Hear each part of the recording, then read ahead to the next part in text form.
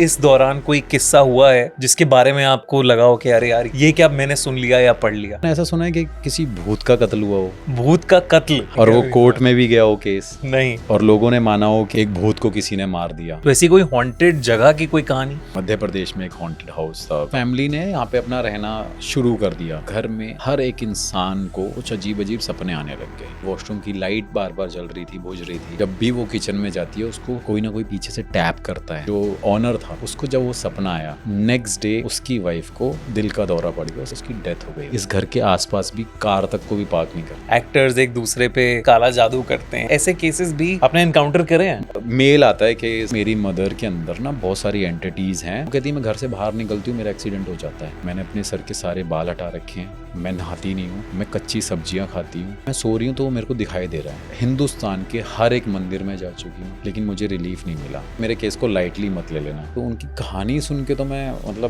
मेरे को एक दहशत सी हो गई।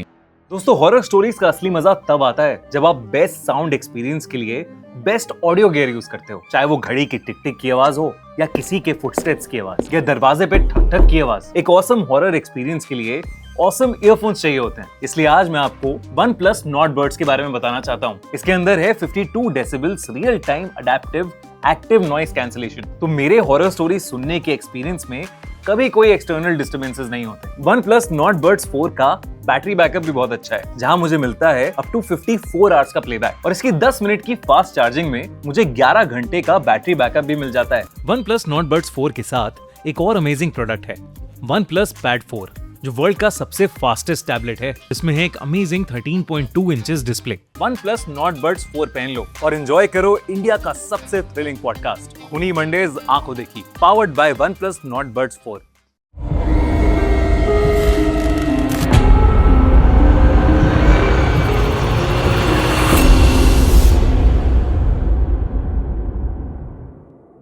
दोस्तों, एक बार फिर हमारे साथ हैं सागर। सागर, वेलकम बैक टू खूनी मंडे पॉडकास्ट।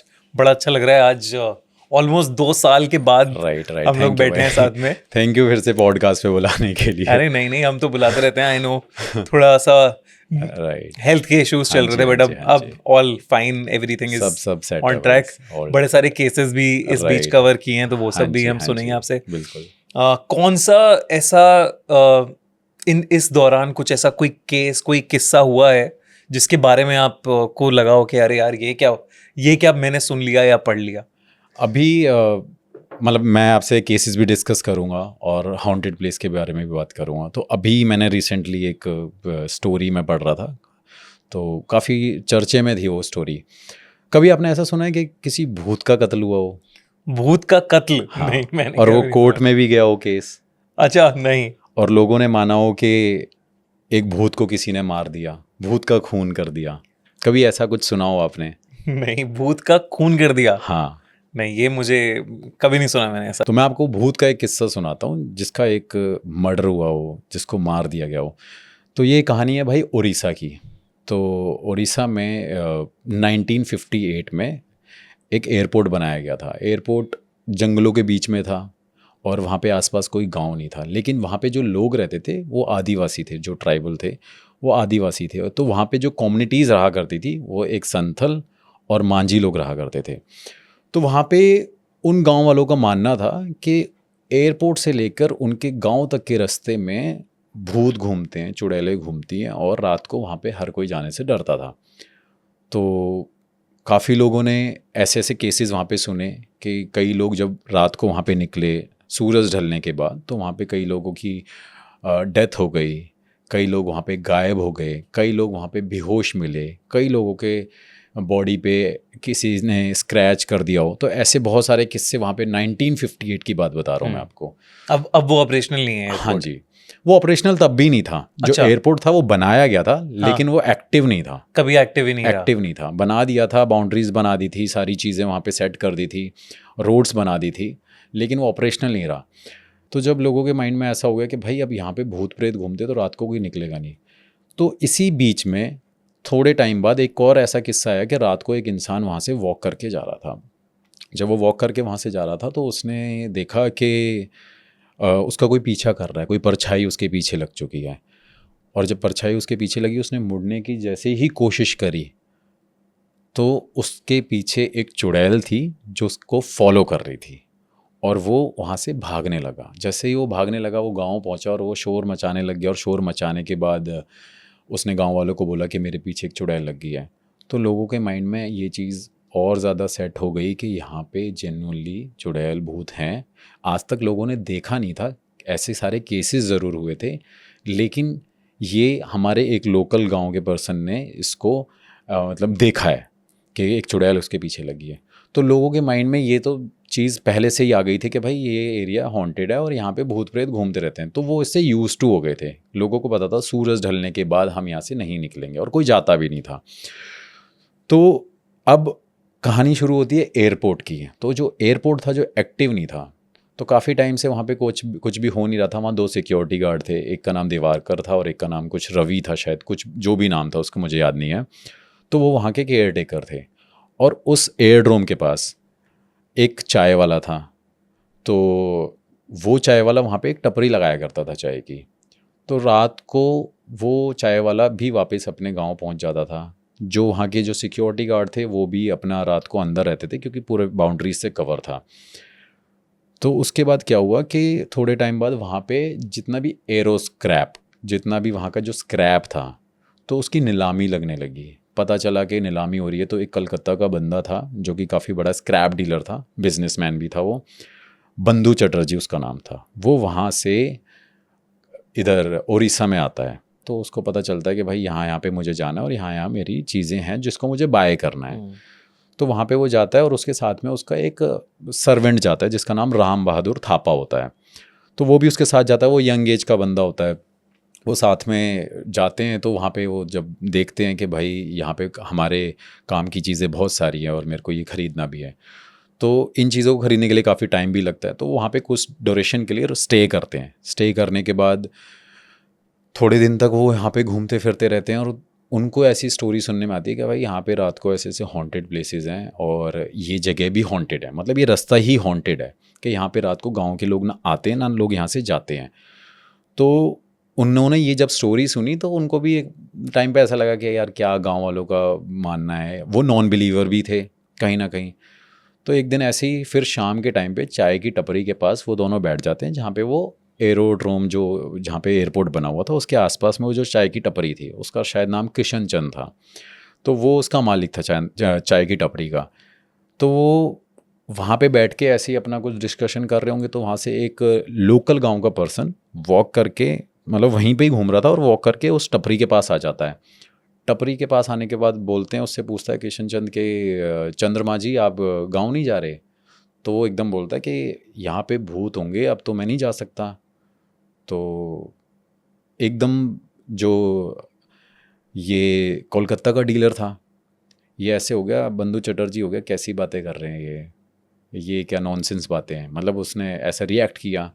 तो जो राम बहादुर था वो भी हंसने लग गया कि क्या बोल रहे हैं भूत है ऐसा वैसा है लोगों के माइंड में ये। तो उसने बोला कि नहीं नहीं आप चले जाओ, ऐसा कुछ नहीं होता, जो उन्होंने उसको एडवाइस किया। थोड़ी देर बाद क्या होता है कि चाय वाला भी बोलता है कि नहीं सर यहाँ पे ये हॉन्टेड प्लेस है, यहाँ पे रात को भूत प्रेत घूमते हैं, यहाँ पे बहुत सारे ऐसे इंसिडेंट हुए हैं कि लोगों को किसी ने फॉलो किया है, डेड बॉडीज़ मिली हैं और भूत प्रेत देखे हैं, चीखने चिल्लाने की आवाज़ें आती है। तो उसने बोला कि नहीं मैं आज रात को यहीं पे रुकूंगा, जब तक सुबह नहीं होगी उससे पहले मैं यहाँ पे नहीं जाऊँगा। अब जब ये डिस्कशन होता है तो थोड़ी देर बाद वो अपना भूत प्रेत के ऊपर बातें कर रहे होते हैं। तो वहाँ पे बंधु चटर्जी इनको कन्विंस करता है कि मुझे भूत देखना है, आप मेरे साथ चलो। हाँ। तो वो क्यूरियस हो जाता है। हाँ। तो जो किशन चंद होता है और चंद्रमा जी होता है तो वो मना करते हैं कि नहीं नहीं यहाँ नहीं जाना, यहाँ पे ऐसा ऐसा होता है। तो अब जब राम बहादुर है उसका सर्वेंट वो भी क्यूरियस होता है, वो मालिक की बात सुन के एकदम कहता है कि नहीं नहीं चलते हैं, मैं भी साथ में चलूँगा, चारों चलते हैं। तो एनी हाउ वो उसको कन्विंस कर लेते हैं और ये सारे प्लान करते हैं कि अब हम इस रोड पे आगे जाके निकलेंगे और देखेंगे भूत प्रेत होते कैसे हैं, क्योंकि वो नॉन बिलीवर थे। करेक्ट। तो जैसे ही वो डिसाइड करते हैं, डिसाइड करने के बाद उनके माइंड में ऐसा आता है कि भाई कुछ प्रोटेक्शन के लिए भी होना चाहिए। तो प्रोटेक्शन के लिए जो राम बहादुर होता है तो थोड़ा सा यंग एज का बंदा होता है। तो राम बहादुर के हाथ में खूकरी होती है जो कि एक चाकू की तरह होती है, अगर आपने सुना हो। हाँ। तो वो खूकरी हाथ में लेके चलता है। अब राम बहादुर थोड़ा सा वो जो यंग खुल एज का जाती है होता है, एकदम हाँ, से जो ऐसे, खुल हाँ, जाती है, हाँ, तो वो हाथ में लेके चलता है और ये साथ में डंडे वंडे भी लेके चलते हैं कि कुछ हाँ, ऐसी चीज़ ना हो। तो जैसे ही ये उस रास्ते पे निकलते हैं, रास्ते पे निकलने के बाद इनको दिखता है कि जो वहाँ की स्ट्रीट लाइट्स हैं, जहाँ कुछ कुछ जगह पे लाइट जल भी रही थी, कहीं कहीं नहीं भी जल रही थी, तो फ्लिकर होने लग जाती है। तो एकदम उनके माइंड में आता है कि ये नॉर्मल हो सकता है। थोड़ी देर बाद और जैसे स्टेप चलते हैं वो आगे, तो वहाँ पे पेड़ हिलने लग जाते हैं, शोर बढ़ जाता है, हवा तेज हो जाती है, और उनको ऐसा लगता है, चंद्रमा जी और किशन चंद को, कि अब कुछ होने वाला है। और वो बंधु चटर्जी और राम बहादुर को बोलते हैं कि आगे नहीं जाते हैं, मेरे को खतरा लग रहा है। तो अब राम बहादुर कहता है कि नहीं नहीं, अरे मेरे साथ चलो, मैं आगे आगे चल रहा हूँ, आप मेरे साथ चलो। तो राम बहादुर सबसे आगे चलता है। अब जैसे ही वो आगे चलता रहता है, बंधु चटर्जी उसको फॉलो करने लग जाता है कि अरे राम बहादुर ही है, वही तो देख लेगा अगर ऐसा कुछ होगा तो। और भूत प्रेत होते नहीं हैं, इन गांव वालों के लोगों में ऐसा है, आदिवासी हैं, ये हैं, इस वजह से ये मानते हैं ऐसा। तो उनको लगता है कि अब कुछ नहीं होने वाला। थोड़ी देर और आगे जाते हैं भाई, शोर और बढ़ जाता है, पेड़ों के हिलने की जो डालियाँ हैं वो भी शोर करने लग जाती हैं, पत्ते बहुत ज़्यादा तेज़ हिलने लग जाते हैं। फिर उनको लगता है कि यहाँ पे कुछ ना कुछ है।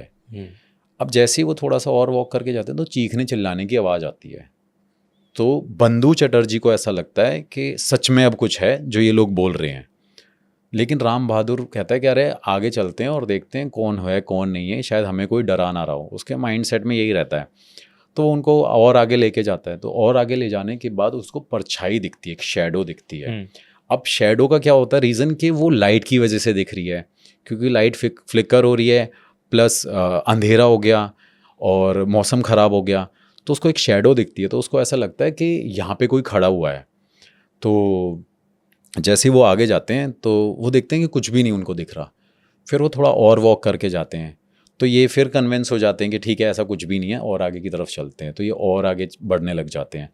जैसे ये धीरे धीरे धीरे आगे बढ़ने लगते हैं, और बढ़ने के बाद इनको शेडोज़ नज़र आती हैं और चीखने चिल्लाने की आवाज़ आने लगती है। तो इनको कन्फर्म हो जाता है देयर इज़ समथिंग फिशी, के यहाँ पे कुछ है। लेकिन जो राम बहादुर है वो रुकता नहीं है। वो क्या करता है कि खूकरी को निकालता है और खूकरी चलाने लग जाता है हवा में ऐसे ही, हवा में। हाँ, क्योंकि उसको शैडो नज़र आ रही है। हाँ। उसका ऐसा मानना है कि उसने किसी शैडो को देखा और उसने उनको बोला भी कि यहाँ पे ये शैडो है। तो जैसे ही वो ये शैडो को देख रहा है और वो खूकरी हवा में चलाने लग जाता है, तो ये लोग उसको बोलते हैं कि क्या कर रहा है, ऐसे क्यों कर रहा है ये। वो कह रहा नहीं, कुछ मैंने देखा है, मैं ये बचने के लिए कर रहा हूँ। तो वो नॉन स्टॉप खूकरी चलाता रहता है। तो जैसे ही और आगे जाते हैं, आगे जाने के बाद काफ़ी डार्क हो जाता है, अंधेरा और हो जाता है, लाइटें वाइटें वहाँ पे होती नहीं है। तो इनको कुछ ना कुछ शैडो और कुछ ना कुछ ऐसा फील हो रहा है कि वहाँ पे कोई है। लेकिन उस दौरान पे क्या होता है कि जब वो खूकरी चला रहा होता है, खूकरी चलाते टाइम पे जो उनके साथ बंदा होता है, किशन चंद, चंद्रमा जी सॉरी, तो वो खूकरी उसके लग जाती है। अब उसके लगने के बाद उसको इंजरी हो जाती है। अब इंजरी हो जाती है तो वो एकदम अपने आप को ऐसे बोलता है कि क्या कर रहा है, मेरे लग गई ये खूकरी। ऑल्दो उसको कुछ हुआ नहीं, गिरा भी नहीं वो, लेकिन उसके कहीं ना कहीं ब्लड निकलने लग जाता है। तो वो अपने आप को प्रोटेक्ट करने के लिए बोलता है कि अब ये खूकरी मत चलाइयो, मेरे देख यहाँ पे घाव लग गया और ऐसे से मेरे लग चुकी है। तो वो उसको कन्विंस करते हैं कि भाई ये खूकरी मत चला। लेकिन जो राम बहादुर है उसके माइंड में ये हो रहा है कि उसको माइंड में ऐसा फिक्स हो गया है कि यहाँ पे कोई और भी है। इससे पहले वो बिलीव नहीं कर रहा था, लेकिन वो खूकरी और चलाने लग जाता है। जब वो खूकरी चलाते चलाते देखता है तो वहाँ पे एक लेडी होती है, मतलब लेडीज़ बहुत सारी होती हैं, लेकिन उस टाइम पे एक लेडी उसके सामने आती है जिस पे वो खूकरी चलाता है, और उस टाइम पे उस लेडी की मौत हो जाती है। अरे बाप रे, हाँ। और जब उसकी मौत होती है वो वहाँ पे गिर जाती है। गिरने के बाद जो बहुत सारी औरतें, अब औरतों का आने का रीज़न क्या था कि वो रात को जंगलों में क्या कर रही थी। ऐसा माना जाता है कि वहाँ की औरतें कुछ महीनों के टाइम पे, मतलब कुछ महीनों के कुछ दिनों में वहाँ पे फूल तोड़ने आती हैं, और जो कि फूल थे वो महुआ के फूल होते हैं। जो महुआ के फूल होते हैं वो लोग सर्दी जुखाम या हम कह सकते हैं अपनी स्ट्रेंथ के लिए, इसके लिए यूज़ करते हैं, मतलब जो उनका देसी नुस्खा होता होगा, तो वो तोड़ने आया करती हैं। लेकिन जो राम बहादुर खुकरी चला रहा था उसके माइंड में ये था कि यहाँ पे कोई भूत प्रेत है। तब तक उसे कोई शैडो ही दिख रही थी, लेकिन जैसे ही वो लेडी उसके सामने आ जाती तो वो खुकरी उसके लग जाती है। खुकरी लगने के बाद रात भर वो क्या कहते हैं देखते हैं कि अब क्या किया जाए, क्या हम इसको कैसे बचाएं। लेकिन थोड़ी देर बाद वो दम तोड़ने की हालत में होती है। तो उससे पहले ये सारे लोग क्या करते हैं, उसको उठाते हैं, उठा के ले जाके हॉस्पिटल में ले जाते हैं, लेकिन सुबह होते तक वो अपना दम तोड़ देती है। और जब वो अपना दम तोड़ देती है तो वहाँ के लोग बवाल मचाते हैं कि ये राम बहादुर एक बाहर का बंदा आया है और इसने ऐसे ऐसे करके इसको मार दिया, हमारे गांव की एक औरत को मार दिया। तो आदिवासी लोग हैं, उनमें क्या कहते हैं, यूनिटी भी बहुत होती है।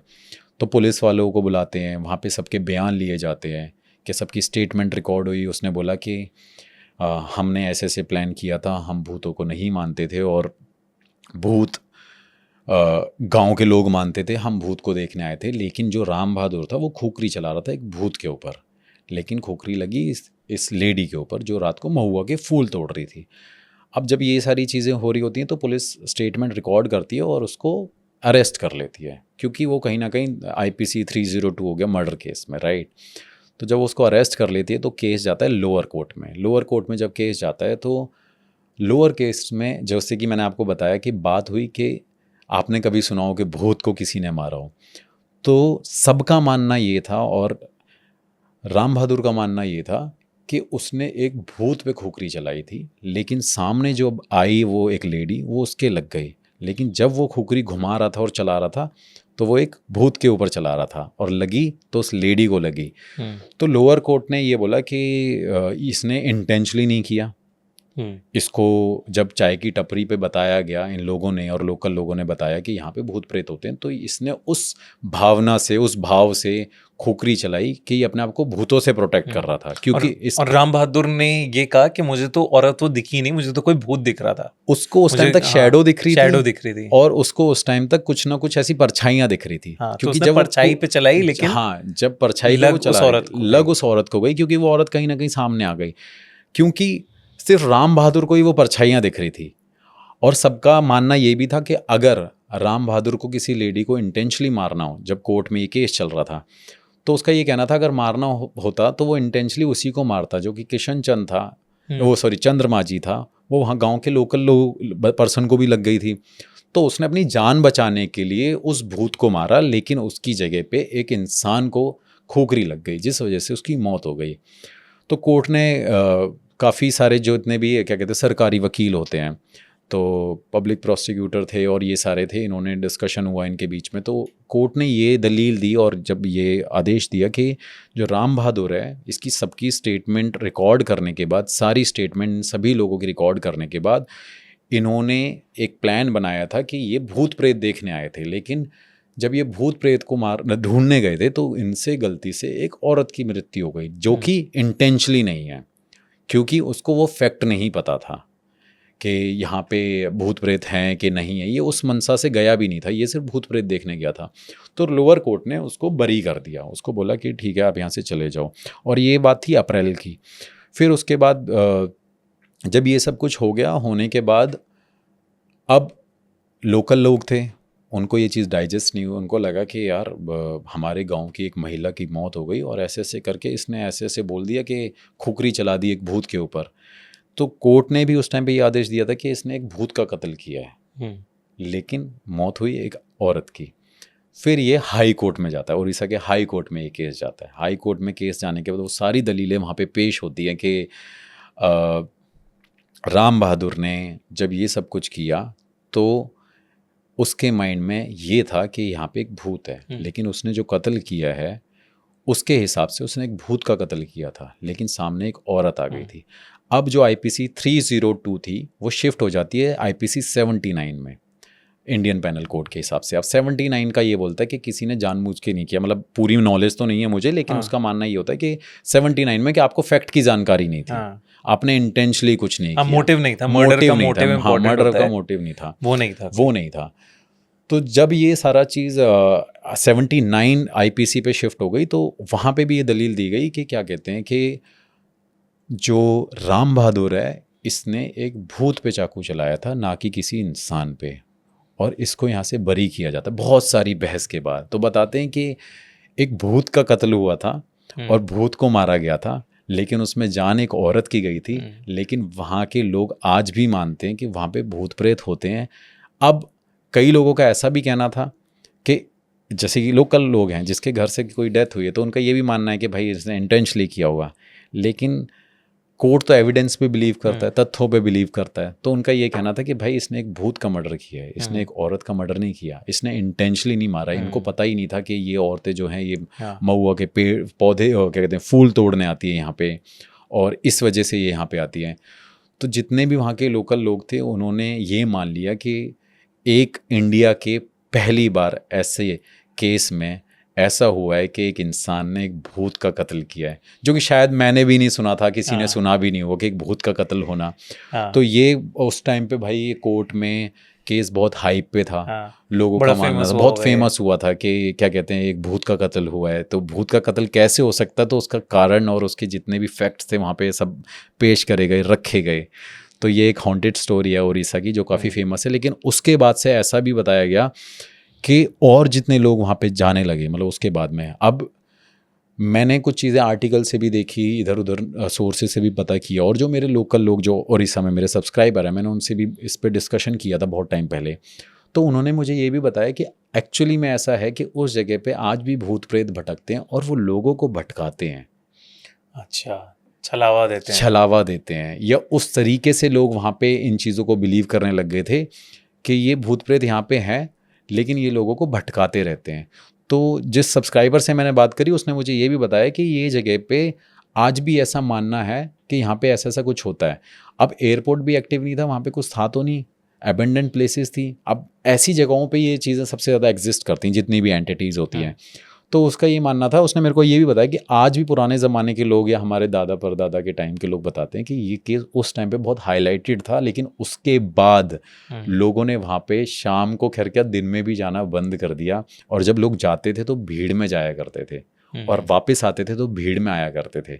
और जो महुआ के फूल तोड़ने वाली लेडीज़ थी उन्होंने भी वहाँ पे जाना बंद कर दिया, क्योंकि उनकी कम्युनिटी के एक लेडी की जब वहाँ पे इस वजह से मौत हो गई, जिस वजह से उन्होंने भी ये मानना शुरू कर दिया कि हमें भी मरवाने वाला कोई भूत ही था।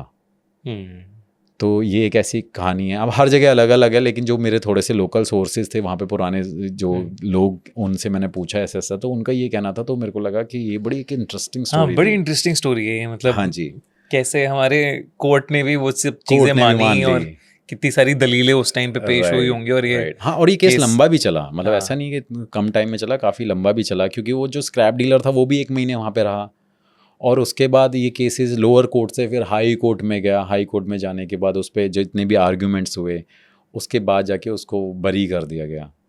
और ये जो बंधु चटर्जी, ये काफ़ी फेमस भी था पर्सन जो यहाँ पे ये स्क्रैप लेने आया था। ये उस टाइम पे काफ़ी फेमस था, कुछ इनका काफ़ी बड़ा नाम भी था कोलकाता में।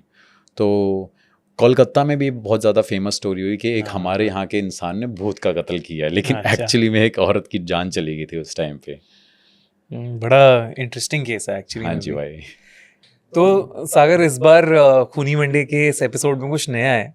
हम चाहते हैं कि आप पहले ये ईयरफोन्स पहने, OnePlus Nordbuds 4 हैं ये, ओके, एक्टिव नॉइस कैंसिलेशन के साथ, और फिर एक आपको ऑडियो सुनाएंगे। हाँ जी, और आपको बताना है कि वो ऑडियो जो रिकॉर्डिंग है वो एक्चुअली पैरानॉर्मल केस की है या नहीं, एक्चुअली हॉन्टेड रिकॉर्डिंग है या नहीं। ओके, ठीक है, ठीक है, तो मैं इसे अपने कान में लगा लो। रेडी? यस।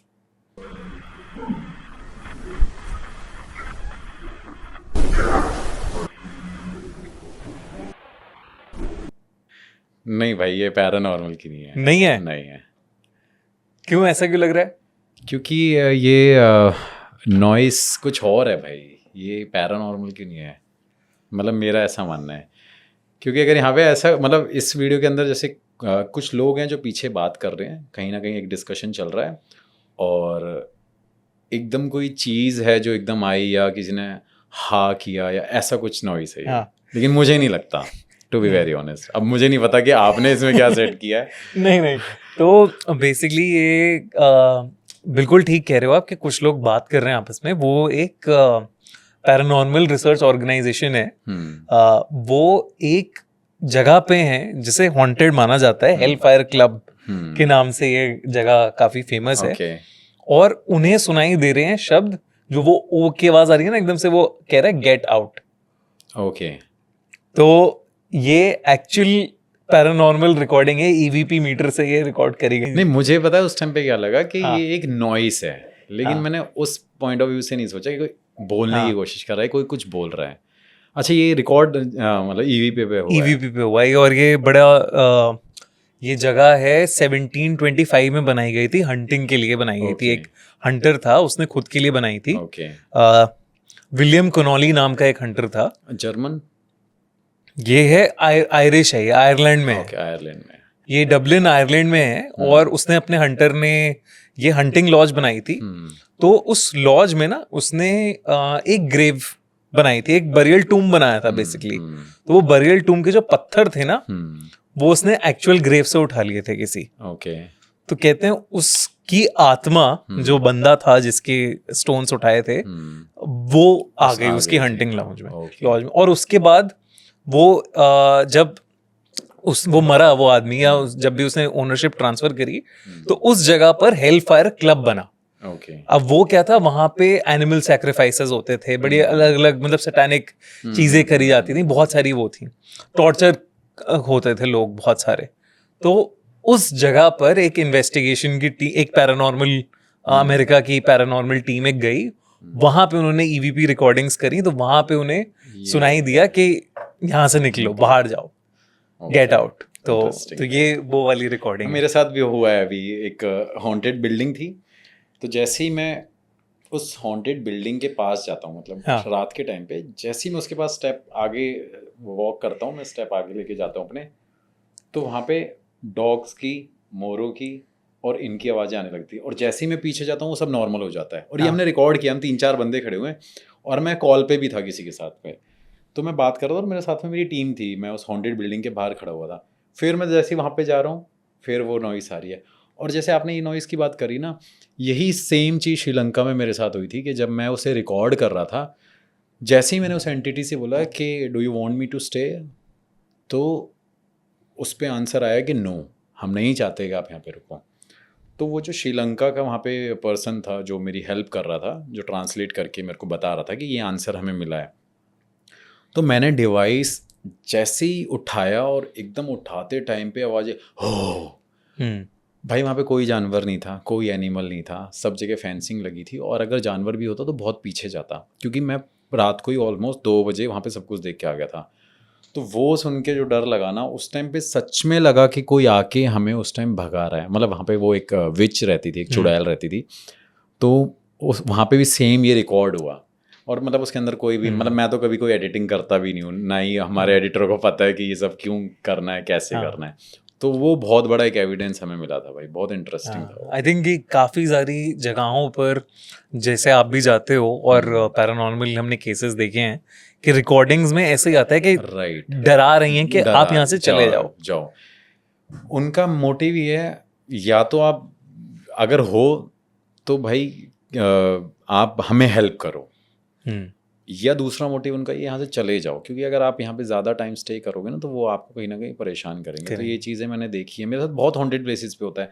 मैं सच बताऊँ भाई, मतलब अपनी यूट्यूब वीडियोज़ में डालता भी नहीं हूँ, मेरे बहुत सारी वीडियोज़ में, जैसे हम कहीं EVP या रिकॉर्ड फ़ोन से भी रिकॉर्ड कर सकते हैं, बहुत सारी ऐसी नॉइसेज आती हैं, बहुत सारी ऐसी चीज़ें आती हैं, क्योंकि फिर लोगों को लगता है कि कहीं ना कहीं ड्रामेटिक कर रखा है, क्योंकि एक फॉरेनर करेगा तो ये सब सही है, लेकिन एक इंडियन करेगा तो ये व्यूज़ के लिए है, तो इसलिए ये सब चीज़ें मैं डालता नहीं हूँ। ऐसे यार अलग अलग केसेस आप सॉल्व करते हो, एंड आई एम श्योर एक एंटरटेनमेंट इंडस्ट्री में ऐसा बड़ा माना जाता है कि एक्टर्स एक दूसरे पे काला जादू करते हैं, या किसी तरीके से कुछ मतलब कुछ ब्लैक मैजिक रिलेटेड फेम के लिए, रिचुअल्स करते हैं, ताकि दूसरे का वो रोल हट जाए या रोल छिन जाए या उनको मौका मिल जाए उसकी जगह। तो ऐसे केसेस भी आपने इनकाउंटर करे हैं? भाई मैंने बहुत सारे पॉडकास्ट पे भी और लाइव पे भी ऐसे केसेस डिस्कस करे हैं। इवन मेरे पास बहुत सारे ऐसे सेलिब्रिटीज़ भी आए हैं, मतलब जो दिल्ली में रहते हैं, बॉम्बे में रहते हैं। लेकिन अभी एक रिसेंटली मेरे पास केस आया, जो कि केस तो मेरे पास 1.5 साल से था वो, लेकिन केस को सॉल्व करने की कोशिश और हिम्मत मेरे अंदर 2 महीने पहले ही आई है। और ये बहुत अच्छी बात है कि मैं इस पॉडकास्ट पे आके उस केस को बताने वाला हूँ। लेकिन हम इसको थोड़ा सा, इसमें हम नेम मेंशन नहीं कर सकते, कुछ लोकेशन मेंशन नहीं कर सकते। तो भाई क्या होता है कि जैसे कि आपका ही पॉडकास्ट है, मैं आपके पॉडकास्ट पे आया, बहुत सारे पॉडकास्ट पे आया, लेकिन आपके पॉडकास्ट ने मेरी एक जगह पे हेल्प करी, और वो क्या हेल्प करी कि आपके पॉडकास्ट जो किड्स हैं या ऐसी जनरेशन के लोग हैं जो हाँ। जेनजीज लोग हैं, ये बहुत देखते हैं। हाँ तो ऐसे ही किसी बच्चे ने, मतलब बच्चे की उम्र भी तो ज़्यादा छोटी नहीं थी, उसकी 17 से 18 साल की एक उम्र थी, और उसने आपके पॉडकास्ट में मुझे देखा, और पॉडकास्ट पे देखने के बाद मुझे कांटेक्ट किया आज से 1.5 साल पहले। अच्छा, ये एक्चुअली में ये है एक्चुअली हमारे में, पॉडकास्ट से हाँ, आपके पॉडकास्ट पे हुआ। हाँ तो मेरे पे वो एक मेल आता है कि sir I saw your podcast, ये वो विद खूनी मंडे, और ऐसे ऐसे करके ये चीज़ें हमने देखी, तो आपके गुरुजी के बारे में बड़ा सुना और आपके केसेस के बारे में सुना, और हमने और भी पॉडकास्ट देखे, तो हमें एक हेल्प चाहिए। तो मैंने बोला कि क्या हेल्प चाहिए? तो उन्होंने बोला कि जो हमारी मदर हैं, उन्होंने तब तक ये मेरे से डिस्कस नहीं किया, ना ही ये रिवील किया कि उनकी मदर हैं, शी इज़ इनटू बॉलीवुड और ऐसे टीवी सीरियल्स में आती हैं और ऐसी ऐसी चीज़ें हैं। तो उन्होंने मेरे को बोला कि सर ऐसी ऐसी चीज़ें हैं कि मेरी मदर के अंदर ना भूत प्रेत हैं और जिन भी है और बहुत सारी एंटिटीज़ हैं, और छोटा बच्चा ही है। और हाँ, वो लड़की छोटी है हाँ और उसका एक भाई है। तो उन्होंने ये सब कुछ मुझे ऐसे भेजा, वॉइस नोट भेजे, जब मेरी टीम ने उनको रिवर्ट बैक किया कि मेरी मदर के मेरी अंदर मदर के भूत साथ प्रेत है। भूत प्रेत है। तो मैंने सोचा, मैंने कहा ये बच्चे हैं, ये शायद ऐसी बातें कर रहे होंगे, और शायद हो सकता है कि इनको मेरे से मिलना होगा, ये भी रीज़न, क्योंकि कई लोग ऐसे करते हैं कि सर एक बार मिल लो, ऐसे ऐसे केस डिस्कस करना है, एक बार मिलना है। तो मुझे लगा शायद ये इनका ऐसा मोटिव होगा, तो मैंने उस पर कुछ ज़्यादा रिएक्ट नहीं किया। तो मैंने कहा बेटा आपकी मदर से मेरी बात होगी तभी मैं आपकी हेल्प कर सकता हूँ। तो जब मैंने ये सब कुछ सुना और सुनने के बाद उनको ये रिप्लाई किया, रिप्लाई करने के बाद भाई क्या होता है कि थोड़े टाइम बाद उनकी मदर का मेरे पास मैसेज आता है कि हाय सागर, मैं ऐसे ऐसे दिस पर्सन हूँ, और मेरे को यहाँ पे आपकी हेल्प चाहिए, और आप क्या मेरी हेल्प कर सकते हो? तो मेरा उनसे फ़ोन पे बात हुआ, मैंने फ़ोन पे उनसे फिर कॉल पे बात करी, मैंने नंबर शेयर कर दिया, मैंने कहा ठीक है आप मेरे से पर्सनल मेरा नंबर ले लो और आप मेरे से बात कर लेना। जब मैंने उनसे बात करी भाई, तो उनकी कहानी सुन के तो मैं, मतलब मेरे को एक दहशत सी हो गई। मैंने कहा एक लेडी के साथ क्या चल रहा है? तो वो मेरे से बोलती है कि मेरे अंदर भूत प्रेत आत्माएं हैं और वो वास करती हैं, और मेरी ज़िंदगी यहाँ से यहाँ आ गई है। तो मैंने उनसे पूछा आपकी ज़िंदगी यहाँ से यहाँ आने का कारण क्या है? तो उन्होंने कारण बताया कि मेरी जो सास है, जो मेरे हस्बैंड की मदर है, उन्होंने मेरी ज़िंदगी हेल कर दिया है, और मेरे हस्बैंड को भी मार दिया और ऐसे ऐसे कर दिया। मैंने पूछा ये क्या बातें हैं? तो उन्होंने बोला कि वो जो मेरी सास है वो किसी ब्लैक मैजिक और उसमें पड़ गई थी बहुत साल पहले, अब उनकी डेथ हो चुकी है। तो उनका ये कहना था, लेकिन वो ब्लैक मैजिक करा करती थी। जब मेरी नई नई शादी हुई थी, और उनकी शादी हुई थी 2006 में या 5 में, तब की ये बात है। तो उन्होंने मेरे से जब ये डिस्कशन किया, तो मैंने उनको बोला कि ठीक है एक काम करना, आप ऐसे ऐसे कुछ मैं आपको रेमेडीज़ बता देता हूँ, आप इनको फॉलो कर लेना, थोड़ा सा आपको रिलीफ मिल जाएगा। तो उनका भाई आंसर था कि मुझे दुनिया की कोई रेमेडी अब रिलीफ नहीं दे सकती। मैंने कहा ऐसा क्यों बोल रहे हो?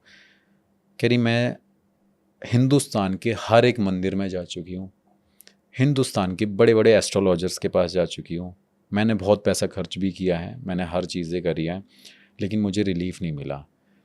मैंने कहा मैडम आपका लाइफस्टाइल क्या है? अब कहती मैं एक रूम में बंद रहती हूँ, मैंने अपने सर के सारे बाल हटा रखे हैं, मैं नहाती नहीं हूँ, मैं कच्ची सब्जियाँ खाती हूँ, और मैंने अपनी लाइफस्टाइल को पूरा बदल दिया है। और अभी भी ये हिम्मत इसलिए आई क्योंकि मेरे बच्चों ने मुझे बोला, और मेरे बच्चे मुझसे बात नहीं करते, लेकिन मेरे बच्चों को मेरे ऊपर दया आई, जिस वजह से मेरे बच्चों ने मुझे बोला कि एक बार आप इनसे बात करो। तो मैंने उनको बोला ठीक है मैडम, मैं एक बार आपसे बात करूँगा मिलके और डिस्कशन करेंगे हम इसके ऊपर। तो उन्होंने मेरे को ये बोला कि आप मेरे केस को लाइटली मत ले लेना। मैंने कहा ऐसा क्यों बोल रहे हो कि मेरे लिए तो सभी बराबर हैं, क्योंकि मेरे पास तो एक ऑटो रिक्शे वाला भी आदमी आता है। फिर उन्होंने मुझे बताया कि मैं एक बॉलीवुड में भी काम कर चुकी हूँ, टीवी सीरियल में, बहुत पुराने टाइम के, जब एक एक्ट्रेस को शायद 200 रुपये मिलते होंगे 3 घंटे में एक आधा छोटा 10 मिनट 5 मिनट का रोल करने का। तो वो बहुत पुराने टाइम से उस फील्ड में रहती थी। तो उन्होंने जब मुझे ये सब बताया, बताने के बाद मुझे बिलीव तो हुआ कि ये है, लेकिन कहीं ना कहीं मेरे माइंड में ये हो सकता है ये साइकोलॉजिकली कुछ केस ऐसा है जिस वजह से ये ऐसी बातें कर रही हैं। तो उसी टाइम पे 2-3 महीने बाद मैं बॉम्बे गया। बॉम्बे में मेरा एक पॉडकास्ट था, मैं पॉडकास्ट के टाइम पे गया, तो उन्होंने मेरा क्या कहते हैं इंस्टाग्राम का लाइक ऐसे स्टोरी स्टेटस देख लिया कि आई एम इन बॉम्बे और ऐसे करके। सो उन्होंने मेरे को मैसेज किया कि I wanted to meet you, आप मेरे से मिल सकते हैं क्या। तो मैं भाई वहाँ पे जब उनसे बोलता हूँ कि मैडम देखते हैं कि टाइम है कि नहीं है, तो कह रही अब तो आपको मिलना ही पड़ेगा। बड़ा ऐसे उन्होंने मेरे को बोला, मैंने कहा चलो ठीक है मैं मिलता हूँ। मैं उनसे मिलने गया और मिलने भी मैं उनसे मतलब मैंने उनको कोलाबा में बुला लिया, जहाँ पे ये एयरफोर्स स्टेशन है उस साइड पे ही बुला लिया। उस साइड बुलाने के बाद मेरा उनसे मिलना हुआ। तो मिलने के बाद मैंने देखा उस लेडी के अंदर कि एक नॉर्मल लेडी जैसे रहती है वो वैसे नहीं थी। उसने अपने बाल वाल तो सब हटा रखे थे, काट रखे थे, उसकी पूरी आंखें डार्क थी और उसने मुझे अपनी पुरानी पिक्चर्स दिखाई। एंड वो उस टाइम पे और उससे मतलब 6-7 साल पहले बहुत सुंदर भी थी वो लेडी, लेकिन उसका वेट गेन हो गया और वो बात करते करते सब कुछ बता रही है। मैंने बोला आप कहाँ कहाँ गए हो? कह रही मैं सारे ज्योतिर्लिंगा गई हूँ, मैं कामाख्या देवी रही हूँ, मैं जगन्नाथ रही हूँ, मैं मणिकर्णिका घाट गई हूँ, मैं हर एक मंदिरों में हर एक पुजारियों के साथ बैठी हूँ, मैंने हर एक पूजा कराई, लेकिन मुझे रिलीफ नहीं मिला। तो मैंने कहा रीज़न क्या है? कह रही मेरी मदर ऐसे करा करती थी और जिस वजह से ये सब कुछ मुझे ऐसा लगता है। इस टाइम पे उसका ये भी कहना था कि मेरे पति ने अपने आप को मार लिया था, मेरे पति की डेथ हो गई थी। तो उसके जब हस्बैंड की डेथ हो गई थी उसके बाद वो बहुत ज़्यादा डिप्रेशन में चली गई थी। डिप्रेशन में जाने के बाद उसने अपने आप को काम करने से रोक लिया, कुछ करती नहीं थी।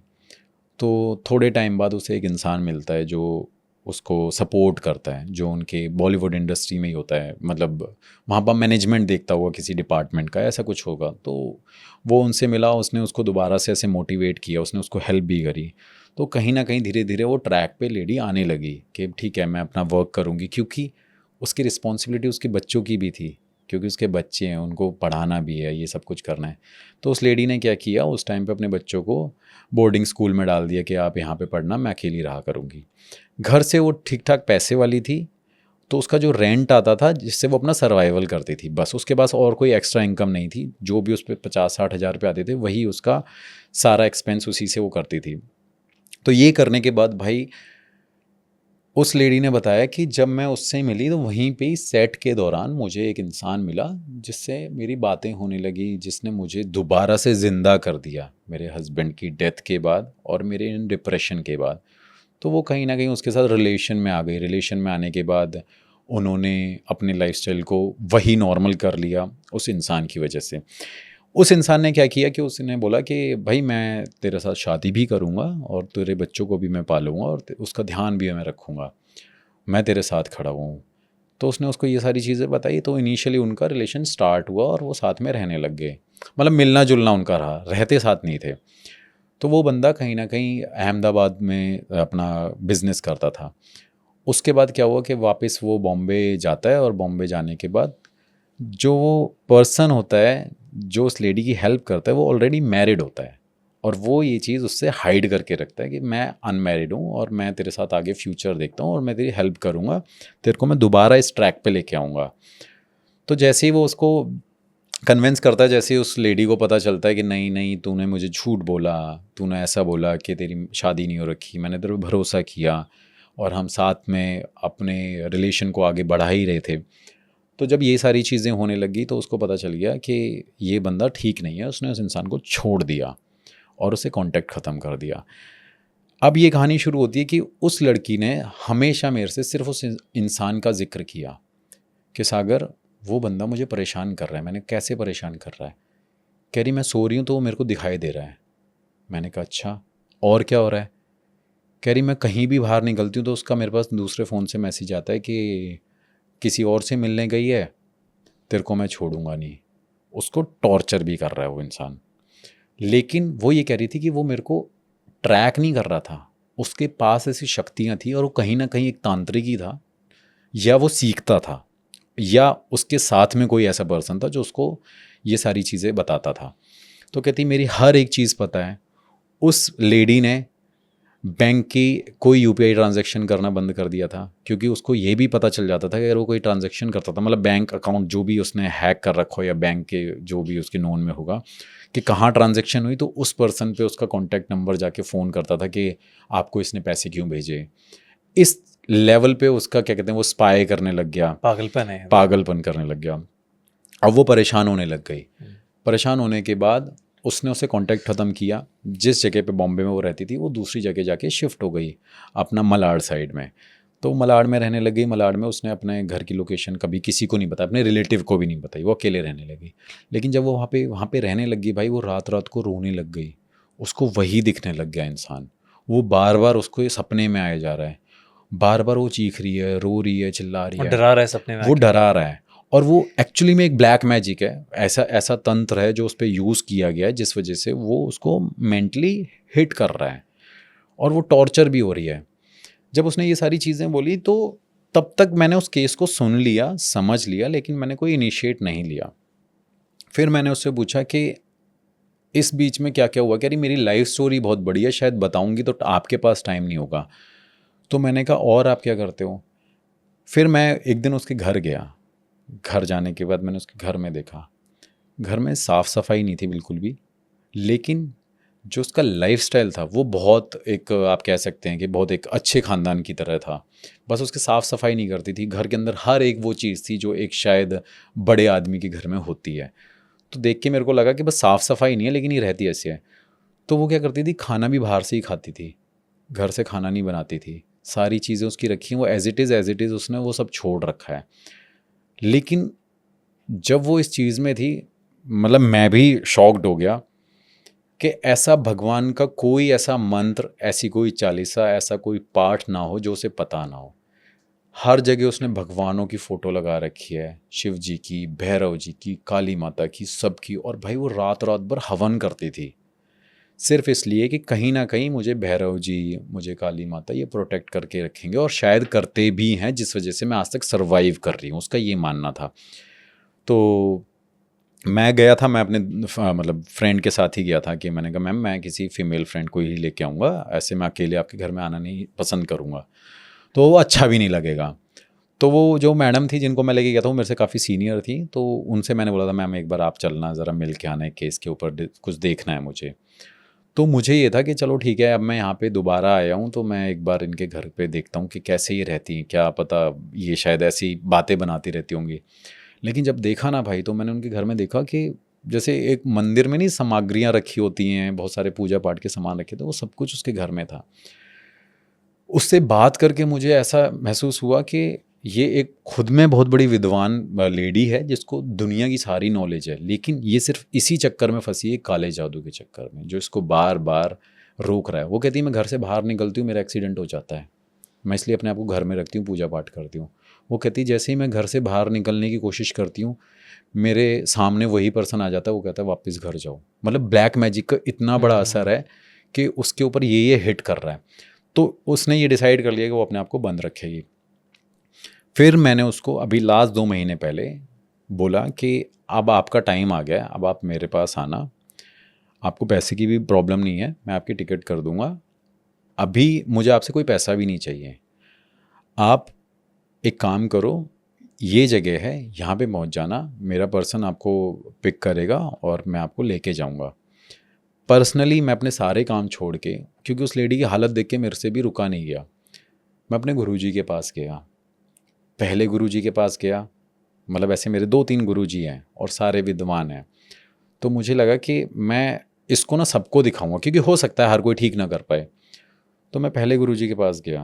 गुरुजी के पास जाने के बाद जो मेरे वाले गुरुजी, जो कि नीम करोली वाले बाबा जैसे दिखते, मैंने लास्ट पॉडकास्ट भी बताया था, तो उन्होंने सिर्फ ये बोला कि क्या कहते हैं, आपका पति मर गया और काले जादू का प्रभाव है और घर में बंद रहती हो, उस इंसान ने ज़िंदगी ख़राब कर रखी है।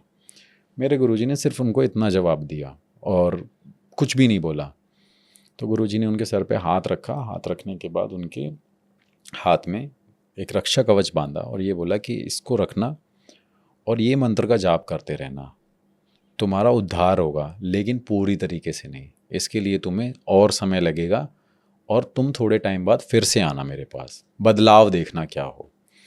उन्होंने इतना बोला, लेकिन वो कहीं ना कहीं ये तो समझ गई कि गुरुजी ने उसे सब बता दिया, और उसके अंदर का जो एक डर था वो कम हो गया कि शायद अब मेरे ऊपर किसी महापुरुष इंसान ने हाथ रख दिया, विद्वान ने। लेकिन उसके माइंड में फिर से ये रहा कि नहीं यार, सागर और गुरुजी से मिलवाओ। मैंने कहा चलो ठीक है, एक जगह लेके चलता हूँ। मैं उनको सुबह 5 बजे लेके एक गुरुजी के पास जाता हूँ। तो गुरुजी जैसे ही वहाँ पे बैठे होते हैं, और बहुत एक नॉर्मल सी जगह है। गुरुजी मतलब कोई सोशलाइज नहीं है, फ़ोन वोन भी यूज़ नहीं करते हैं, वो नोकिया कीपैड वाला यूज़ करते हैं, अगर करते भी हैं फ़ोन भी ऑफ रखते हैं, कहीं एक्टिव नहीं है। मतलब जैसे होते हैं ना आजकल पाखंडी लोग पूरे टाइम इंस्टाग्राम और ऐसे, वो उनका ऐसा कुछ भी नहीं है। तो उनके पास जाते हैं तो कहते हैं अरे मतलब ऐसे ही हमारे लैंग्वेज में, अरे बिटिया बॉम्बे से आई हैं, ऐसे करके बोलते हैं। तो वो कहती जी गुरुजी। तो कह रहे बैठो यहाँ पे। तो बैठने के बाद मेरे से गुरुजी बोलते हैं प्रसाद। तो मैंने कहा प्रसाद तो भूल गया मैं। तो मैं फटाफट, जो मेरे साथ में और मेरे 2 लोग होते हैं, मैं उनको बोलता हूँ जाके प्रसाद लेके आ जाओ। और प्रसाद में सिर्फ वो बताशे होते हैं, जो 5 रुपए के बताशे हमें वहाँ पे चढ़ाने होते हैं। क्योंकि जब हम वो चढ़ाते हैं, उसके चढ़ाने के बाद वो बात करते हैं। बाकी आपकी श्रद्धा है, आपने वहाँ पे 10 रुपये रखने, 20 रुपये रखने, जो भी पैसे, चाहे 10,000 रखने हो। तो जैसे ही वो बैठते हैं भाई, मतलब मैंने उन गुरुजी को भी इस लेवल पे नहीं देखा किसी को बताते हुए। उन्होंने बोला ये चीज़ कि इतने सालों से परेशान हो, 2006 से ऐसा ऐसा कुछ हुआ। फिर मैं बड़ा शॉक्ड हुआ। उन्होंने बोला कि मतलब ये बात मैं पॉडकास्ट पे बोल रहा हूँ और शायद वो मैडम भी देखेंगी, लेकिन मैंने उनसे इस चीज़ की परमिशन ले ली थी।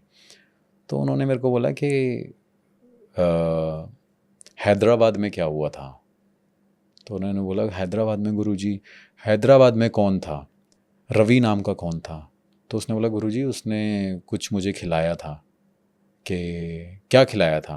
कह रहे उसने कुछ बना के खिलाया था, हम उसके घर पे गए हुए थे। तो कह रहे वो इसी इंसान का तो दोस्त था जिसने तुम्हारे ऊपर काला जादू कर रखा है। तो मैं बड़ा वो शॉक्ड हो गई कि गुरुजी ने उसका नाम कैसे बता दिया। मतलब एक ये होता है कि आप बता सकते हो कि हाँ ऐसे ऐसे एक पर्सन है जिसने ऐसे कुछ खिलाया होगा। तो वो शॉक्ड हो गई, उसको लगा कि गुरुजी ने कुछ बता दिया। मुझे लगता उसकी उम्मीदें बढ़ गई। तो गुरुजी मेरे पीछे आदमी, कह रहा आदमी नहीं, दोनों हस्बैंड वाइफ हैं। वो कह रहे वो सिर्फ आदमी नहीं है, उस औरत को पता था वो तेरे से लड़ने ज़रूर आई, तेरे से सब कुछ किया, लेकिन उसने तुझे यूज़ किया, कहीं ना कहीं तेरा फाइनेंशियली लॉस भी कराया और तेरे से रिवेंज लिया गया। उसने बोला रिवेंज क्या है? तो रिवेंज में पता चलता है जिस हस्बैंड की डेथ हुई थी, मतलब उस लेडी की, वो हस्बैंड की सिस्टर ये सब कुछ करवा रही थी उस लेडी के ऊपर, किसी और को सोर्स बना के। आप समझ रहे हो? हस्बैंड की जो सिस्टर थी उसको ऐसा लगता था कि मेरे भाई की डेथ मेरी भाभी की वजह से हुई है, लेकिन पता चला कि डेथ के पीछे जो इस लेडी के पीछे सब कुछ हो रहा था, उसका रीज़न ये था कि जो हस्बैंड था उसकी सिस्टर ने ही ये सब कुछ प्लांट किया था कि ऐसे ऐसे करके जाके तुम उससे मिलो और उससे अपना रिलेशन बनाओ और ऐसे ऐसे करो। लेकिन उन्होंने उसका सहारा ब्लैक मैजिक का भी लिया कि जिससे वो डिस्टर्ब हो, जिससे वो पागल हो जाए, उसका करियर ख़त्म हो जाए, वो कुछ कर ना पाए। कहीं ना कहीं उसके बच्चे जो बाहर पढ़ रहे थे वो बहुत ज़्यादा सर्वाइव कर रहे थे क्योंकि उनके पेरेंट्स का हाथ नहीं था। तो वो सारी चीज़ें भी चल रही थी। तब गुरुजी ने बोला कि ऐसे ऐसी सारी चीज़ें हो रही हैं कि हैदराबाद में जो तुम मिले थे वो तुम्हें पता ही है। वो तो बोल रहे तुम्हारी बहन ने, तो उसकी सिस्टर ने क्या किया, उन्होंने नाम बताए। फिर उन्होंने ये भी बताया कि क्या कहते हैं तुम पूजा पाठ करती हो, भैरव की पूजा करती हो? वो कहती हाँ गुरुजी। कहते रात रात भर हवन करते हो? कहते हाँ गुरुजी। कह रहे यही चीज़ है जो तुम्हें आज तक बचा के रख रही है, वरना तुम शायद जिंदा नहीं रहती। तो उसने बोला कि गुरुजी मैंने अपने आपको कई बार मारने की कोशिश करी। कह रही 4 बार? वो कहती हाँ गुरुजी। अब मैं भी था और सामने मेरे और जो लोकल लोग थे। एक बड़ी बात ये हो जाती है ना कि मतलब एक बहुत बड़ी बात हो जाती है कि गांव, टिपिकल गांव, या मेरे जो टीम के लोग हैं वो एक एक्ट्रेस को देख रहे हैं और वो उसके साथ क्या क्या चल रहा है और वो गुरुजी सारी चीज़ें बता रहे हैं। तो जब वो न्यू इन्फॉर्मेशन है, वो कभी उसने शेयर भी नहीं किया। हाँ, तो मैंने अपने लोगों को नहीं बताया कि एक्ट्रेस है। उसने मुझे बता तो दिया था कि भाई मैं ऐसे ऐसे करती हूँ, बाद में बताया था, स्टार्टिंग में रिवील नहीं किया था। फिर गुरुजी ने उसको बोला कि और बताता हूँ क्या हुआ था तुम्हारे साथ। फिर किसी लड़की का नाम लिया, बोला कि वो भी इसमें तुम्हारे जो करियर जो ख़त्म करने में, जब मतलब उसको रोल नहीं मिलने लगे, जैसे वो काफ़ी सारी बड़ी मूवीज़ में आई है, बड़े स्टार्स के साथ उसने साइड रोल करे हैं, तो उसको रोल नहीं मिलने लगे, जो उसके रिलेशंस थे वो ख़राब हो गए, हर किसी से उसका कनेक्शन टूट गया। और वो लेडी को ये भी बोला गया कि चलो तूने 4 बार अपने आप को मारने की कोशिश तो करी, लेकिन किस किस के पास तू गई नहीं, उसने बोला गुरुजी मैं सबके पास गई। कह रहे मुझे, फिर गुरुजी ने बोला कि मुझे मत बता किस किस के पास गई। कह रहे वाराणसी में तू गई, तू कामाख्या देवी गई, तू वहाँ गई, तू बगलामुखी वाले साइड पे गई, तुझे जितने भी लोग मिले, लेकिन लोगों ने तेरी हेल्प नहीं करी, क्योंकि लोगों को ये लगता था तू दिमाग से पागल है। लेकिन ये बात सच है कि तेरे ऊपर ये सब कुछ काला जादू किया गया था, जिस वजह से तेरे साथ ये सब कुछ हो रहा है। तो भाई जैसे ये सारी चीज़ें होने लगी, होने के बाद गुरुजी ने मेरे से पूछा, मतलब मैं एकदम शॉक्ड हो गया कि बताओ सागर क्या करना है। मैंने कहा क्या करना है गुरुजी? मैंने कहा आप देखो क्या करना है। तो गुरुजी ने बोला कि बताओ मैडम, मतलब उसका नाम लिया, तो बताओ मैडम कि अब करना क्या है, क्या सज़ा दूँ उनको। मैं ऐसे हो गया, मैंने गुरुजी कैसे बात कर रहे हैं। तो वो एकदम थोड़ा सा ऐसे शॉक्ड में थी कि गुरुजी ने इतनी सारी बड़ी बड़ी बातें बता दी। तो वो मेरे को बोलते हैं कि वो मेरे को देखती है और मेरे से कहती आप बोलो, मैं क्या बोलूँ। मैंने गुरुजी मैं चाहता हूँ कि जो इसके ऊपर किया हो गया हो वो हट जाए, जिसने भी किया हो वो उसको परेशान ना करे और ये अपनी नॉर्मल ज़िंदगी में वापस आ जाए। इसके पीछे इसके 2 बच्चे हैं जो बहुत परेशान हैं, उनकी सिचुएशन मैंने देखी है। तो मैंने उनसे पूछा भी, तो उन्होंने बोला कि तुम्हारी एक बेटी और मरने को है। उन्होंने ये बात बोली, तो उन्होंने बोला जी गुरुजी वो क्या कहते हैं सुनती नहीं है, अब समझती नहीं है, वो मेरे को पागल बोलती है। और उसने भी बोला कि मेरा भी करियर नहीं बन पाएगा, जब मेरी माँ ने करियर नहीं बनाया तो मैं ही क्या कर पाऊँगी, मेरे ऊपर किसी का सपोर्ट नहीं है, ऐसे ऐसे ऐसे करके। तो गुरुजी ने बोला वो तो ठीक हो जाए। फिर गुरुजी बोलते हैं जिसने तेरे ऊपर किया है उसके ऊपर वापस जाएगा, ये मैं नहीं कर रहा, अब ये ऊपर वाले करेंगे। मतलब लिटरली भाई उन्होंने जब बोला ना, मेरे गूज बम्स हो गए थे। कह रहे जितना परेशान तू ही है ना, उतना परेशान वो लोग होंगे, आज जा मेरे से लिख के ले लियो। और उन्होंने कोई पूजा पाठ नहीं बताया, कुछ नहीं बताया।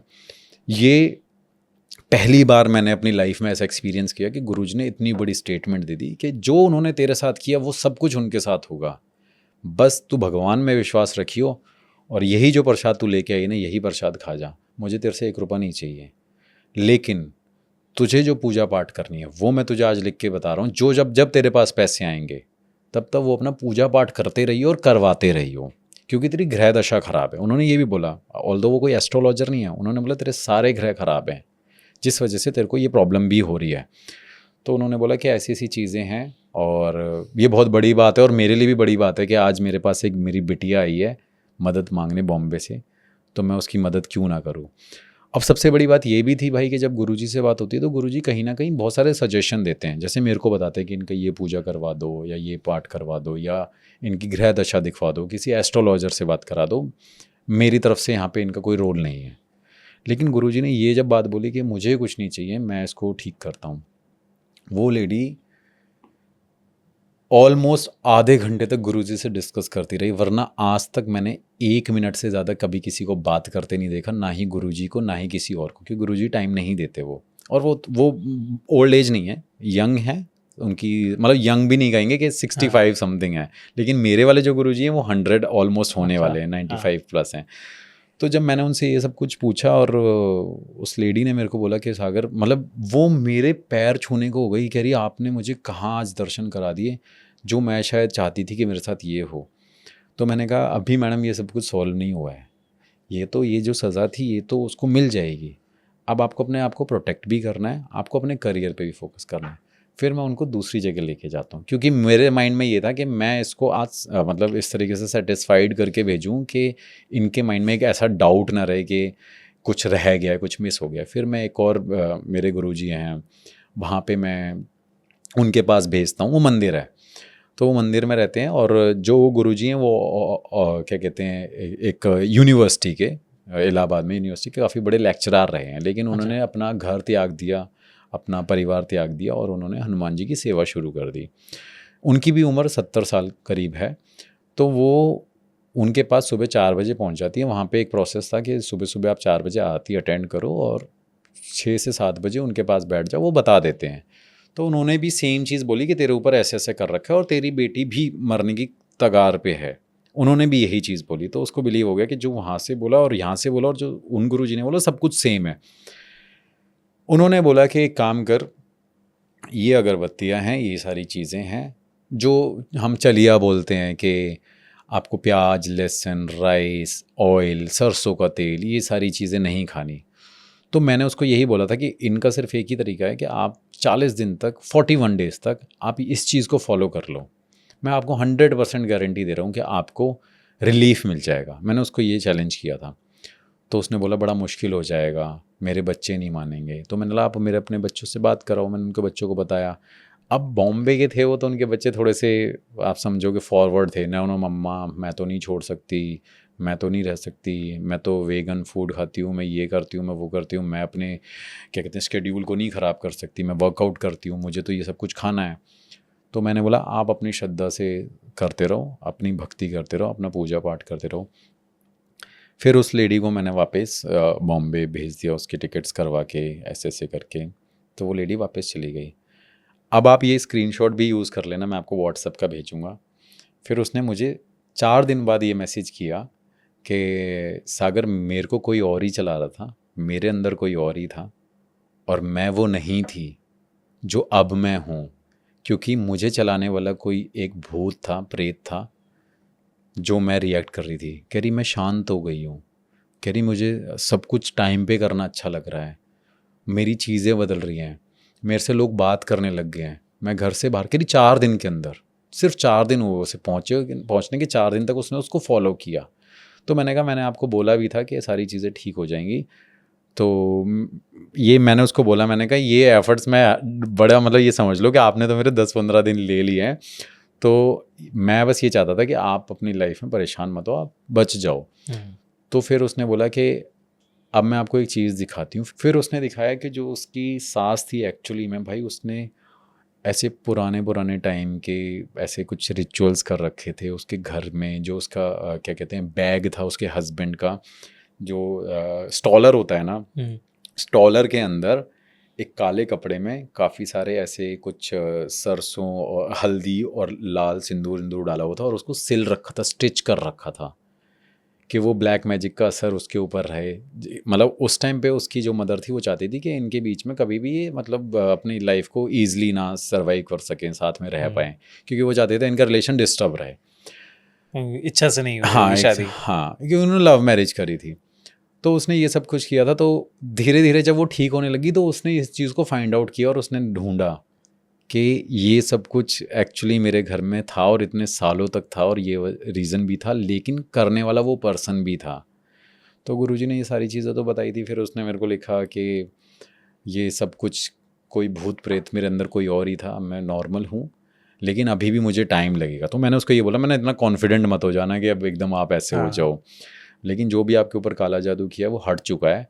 अब आपको अपना पूजा पाठ करना है और जो मैंने आपको रिचुअल बताया है जो 41 डेज़ तक आपको फॉलो करना है और पूजा पाठ करना है। सूरज ढलने से पहले आपको हनुमान जी की पूजा करनी है और सूरज उगने से पहले आपको हनुमान जी की पूजा करनी है, चालीसा करनी है और इतनी इतनी अगरबत्तियाँ यूज़ करनी, बस यही आपका प्रोसेस है और आपको कुछ नहीं खाना पीना।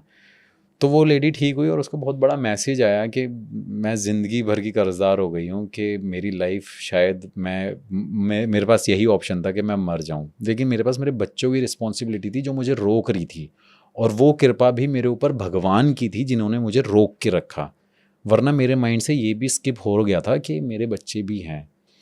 तो ये भाई एक स्टोरी थी ब्लैक मैजिक के ऊपर, और इसमें बहुत सारी ऐसी बातें भी हैं जिसको हम नहीं डिस्कस कर सकते, वरना वो लोग रिलेट ही कर लेंगे कि किस मूवीज़ में उसके साथ क्या हुआ, कहाँ पे कैसे कैसे लोगों ने क्या किया, कैसे उसको नशे की चीज़ें दे दी, उसको फिज़िकली यूज़ करने की कोशिश करी, लेकिन उसके ऊपर हम डिस्कस नहीं करेंगे। बट ये है कि आज वो लेडी ठीक है, टचवुड, और ऊपर वाले ने उसकी हेल्प करी और मतलब गुरुजी ने भी हेल्प करी। मैं तो ये मानता हूँ कि उन्होंने बहुत ऐसी चीज़ कर दी जो शायद मुझे लगता है, मतलब एक हमारी लाइफ में होता है ना कि आपने एक सेवा करी है, तो वो सेवा करके बड़ा अच्छा भी लगा कि मतलब आई थिंक आधी बैटल तो दिमाग की है। हाँ, अगर आप विश्वास करना शुरू कर दो कि आपके साथ ठीक हो जाएगा सब, तो बिल्कुल आप लड़ लेते हो जो भी आपके सामने आपके पास आ रहा है। तो टचवुड सब ठीक है। बट ये खूनी वनडे वाला सच में था या वो? हाँ, नहीं, ये खूनी वनडे वाला सच में था। आपके पॉडकास्ट में देख के उसके बच्चे ने अप्रोच किया और बच्चे के अप्रोच करने के बाद मतलब ये कहानी ऑलमोस्ट साल भर तक चलती रही और अब जाके इसका सीधा कंक्लूजन मिला। तो थैंक्स टू खूनी वनडे। और ये स्टोरी मैं अभी 2 दिन पॉडकास्ट पे 1-2 पॉडकास्ट पे गया था, सॉरी। तो मेरे माइंड में यही था कि मैं ये जो स्टोरी है ना, मैं खूनी मंडे पे ही बताऊंगा, वरना कहीं और बताऊंगा तो वो रिलेट नहीं कर पाएगी। नहीं नहीं यार, आई जी एम भाई। ग्लैड कि जो भी बच्चे हैं उन लेडी के हाँ उन्होंने जी। कांटेक्ट किया। एंड अगर कोई भी किसी तरीके की चीज़ों से गुजर रहा है तो आप मैसेज कर सकते हो सागर को, ऐसे सिर्फ मिलने के लिए नहीं हाँ, करना है ना। और अगर तो कुछ जेन्युइन प्रॉब्लम हो जेन्युइन तभी। प्रॉब्लम हो तो। अच्छा सागर, ऐसी केसेस आते हैं उसमें जगहें भी होती हैं जहाँ पे वो बड़ी हॉन्टेड होती हैं, हाँ जी। तो ऐसी कोई हॉन्टेड जगह की कोई कहानी? भाई अभी मैं मतलब काफ़ी टाइम पहले एक हॉन्टेड हाउस में गया था, राइट। तो ये मध्य प्रदेश में एक हॉन्टेड हाउस था। मेरे सब्सक्राइबर ने मुझे बताया कि सागर भाई ये प्लेस बहुत हॉन्टेड है, यहाँ के आसपास के लोकल लोग दावा करते हैं और यहाँ पे बहुत सारे ऐसे इंसिडेंट हो चुके हैं जो कि पहले के टाइम में मीडिया में भी आए हुए हैं। तो उन्होंने ये सारी चीज़ें बोली, मैंने कहा चलो ठीक है, हम कवर करने की कोशिश करते हैं। तो फिर प्लान बना भाई, मैं उस हॉन्टेड हाउस की तरफ गया, वहाँ पे अच्छा, ऐसी इन्वेस्टिगेशन करने गए थे? इन्वेस्टिगेशन करने के लिए। लेकिन इन्वेस्टिगेशन करने से पहले मैं उस लोकल पर्सन से मिला, मैंने उसको बोला कहाँ मिलेगा, तो उसने मुझे बोला कि ग्वालियर मिलते हैं भैया, और वहाँ से मैं आपको डायरेक्ट कर दूंगा कि कहाँ कहाँ जाना है। मैंने कहा ठीक है। तो भाई मैं ग्वालियर जाता हूँ, ग्वालियर जाने के बाद उससे मिलते हैं, मिलने के बाद उसी पर्सन को हम लेके जाते हैं जो मेरा सब्सक्राइबर होता है। तो वो मुझे लेके जाता है, वो कार में मेरे को स्टोरी बता रहा होता है कि भैया ये स्टोरी है, ऐसी ऐसी प्लेस है। तो स्टोरी की बात करते हैं कि वहाँ की स्टोरी क्या है कि उस घर में एक फैमिली रहा करती थी। फैमिली 3-4 लोग थे, फैमिली मेम्बर थे, हस्बैंड वाइफ और उनके बच्चे, ये सब रहा करते थे। इनके रहने के बाद भाई क्या है, वो काफ़ी टाइम तक वो फैमिली सही चल रही थी, सब कुछ सॉर्टेड था। नया नया उन्होंने घर लिया था, मतलब नया नया घर बनाया था, जगह वो काफ़ी पुरानी थी, तो उसको जैसे भी उन्होंने कंस्ट्रक्ट करके बनाया। थोड़े टाइम बाद क्या हुआ कि उस घर में उनकी जो और फैमिली के लोग थे, उन्होंने उनको इंसिस्ट किया कि हमें यहाँ पे रहने के लिए जगह दे दो, क्योंकि मेरे भी हस्बैंड की, मतलब जो उसकी फैमिली के और लोग थे, सिस्टर विस्टर जो भी था, तो उन्होंने उनको कन्विंस किया और उनको इंसिस्ट भी किया कि हमें जगह दे दो क्योंकि मेरे हस्बैंड की पोस्टिंग यहाँ हो रही है, तो हम भी यहाँ पे रह लेंगे। तो उन्होंने बोला कि ठीक है, हम इसको और ऊपर कंस्ट्रक्ट कर देते हैं और फ्लोर्स बना देते हैं और यहाँ पे रहने लग जाओ। तो इस फैमिली ने यहाँ पे अपना रहना शुरू कर दिया। रहने के कुछ टाइम बाद भाई क्या हुआ कि इनके घर में हर एक इंसान को कुछ अजीब अजीब सपने आने लग गए। किसी को ये लगता कि एक लेडी किसी को पकड़ रही है, उसके एक को लगता कि एक लेडी ने उसके बाल को पकड़ रखा है, किसी और जो मेन मालिक था उसकी वाइफ को ऐसा फील होता था कि जब भी वो किचन में जाती है उसको कोई ना कोई पीछे से टैप करता है। तो ये बहुत सारे पैरानॉर्मल केसेस वहाँ पे होने लग गए। होते होते अब क्या होता था कि जैसे कोई एक इंसान बताता था तो पहले शुरू में इनिशियल डेज पे लगा कि ये वहम हो सकता है, फिर उसके बाद दोबारा दूसरों को फील हुआ कि भाई ये चीज़ हो रही है। तो ऐसे उनकी फैमिली में डिस्कशन हुआ कि ये जनरली ऐसी ऐसी चीज़ें हो रही है। तो उन्होंने किसी पंडित को बुलाया और वहाँ पे पूजा पाठ और जो भी शुद्धिकरण होता है और ये सारी चीज़ें होती हैं, ये सब कुछ कराया वहाँ पे, चालीसा वालीसा रखवाई। तो उन्होंने उस घर पे ये सब कुछ कराया। तो 1-2 दिन तक तो उनको कुछ फील नहीं हुआ, लेकिन फिर से वो चीज़ें दोबारा होने लगी। अब क्या होने लगा कि जो उनके घर में बच्चा था, वो बच्चा एक जगह पे ही देखने लग जाता और वो रोने लग जाता और वो ऐसे इशारे करने लग जाता। तो उसको लगता कि सामने कोई है और उसकी ये चीज़ मदर ने नोटिस कर लिया कि मेरा बच्चा एक ही साइड पे देख रहा है और उसको लग रहा है कि वहाँ पे कोई है और वो बार बार ऐसे ऐसे इशारा कर रहा है। ये नोटिस किया। सेकंड, उसका रात को हस्बैंड आता है। हस्बैंड आने के बाद जैसे ही वो डोर खोलता है, डोर खोलने के बाद उसकी वाइफ सामने खड़ी होती है और सामने खड़े होने के बाद वो इधर होके बोलने लगे क्या हो गया, बस इतनी सी बात कि क्या हो गया। तो उसने क्या देखा, वो अपनी वाइफ को बताता है कि सामने उसको कोई बोल रहा है तुम कौन हो, क्यों आए हो यहाँ पे। तो उसने बोला क्या, मतलब एक होता ना एक सडनली बंदा रिएक्ट करता है क्या हो गया।